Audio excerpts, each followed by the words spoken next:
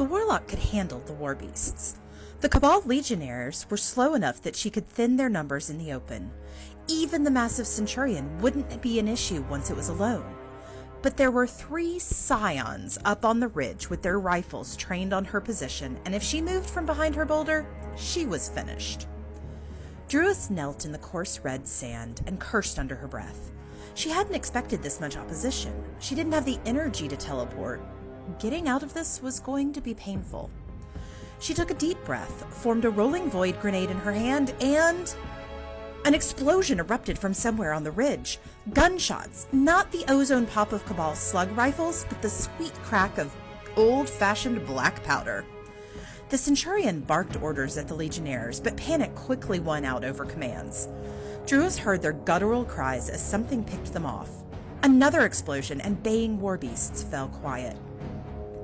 The gunfire drew closer. The Centurion bellowed, and nothing.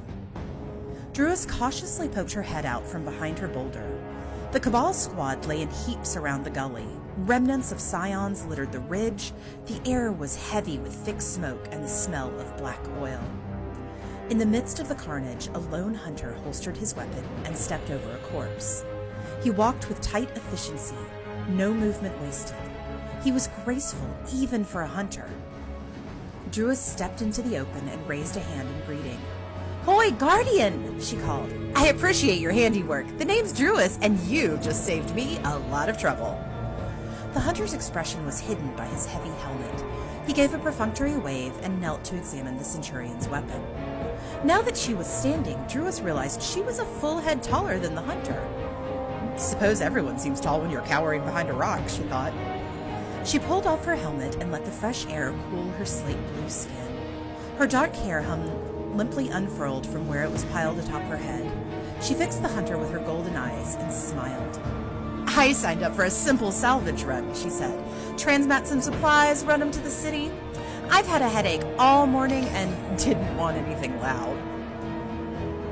The hunter nodded without looking up and pulled a sparkling catalyst from a slug rifle. Druis chuckled. "It's okay," she said, nudging the body of a fallen legionary with her boot. "You don't have to talk when you can shoot like that."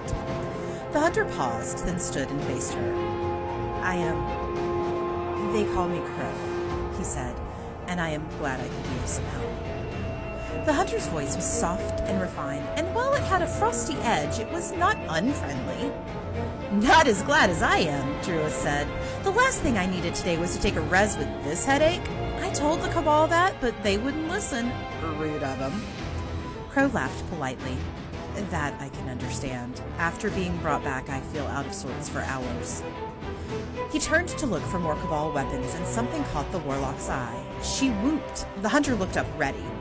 "Well, I'll be damned!" cried Druis, pointing to his arm. "You're Reefborn, aren't you? Earthborn here, but you and me, we still go way back." Crow looked down. A strip of leather had been torn from his gauntlet, and beneath it his own gray-blue awoken skin could clearly be seen. When he looked up, Druis had nearly closed the distance between them in a few long strides. His hand hovered over his weapon before the warlock clapped him on the back. "Figured you for one. It was your voice and the way you move." The tall woman playfully juked from side to side. Crow was quiet. Druis wished she could see the helmeted hunter's expression. To her relief, there was a beep from the tracker on her belt. "Finally, some good news," she said. "We're right on top of the supply coordinates." She scanned the area and located a tiny supply ship half hidden by a rock slide. "Since you kept this cargo out of the hands of the Cabal, I'd say you're entitled to a cut." "That won't be necessary," Crow said. He shifted his weight and hid his exposed arm behind his back. It was the first awkward movement Druis had seen him make. "I didn't say it was necessary," she replied. "Just a kindness between two bright-eyed awoken. Won't be a minute." She ducked into the sand-filled hold of the tiny ship and found the shipping crates.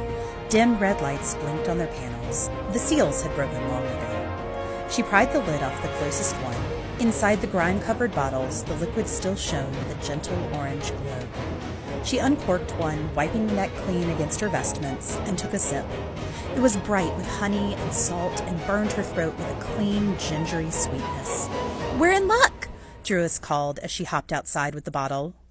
But the hunter was gone. Druis placed the bottle on a flat stone and took a seat next to it. Though she did not expect her companion to return, she waited, busying herself by picking dried blood from the velvety hem of her garment. Finally, she sighed, slapped her palms on her thighs, and reached for the drink. "To Crow," she shrugged.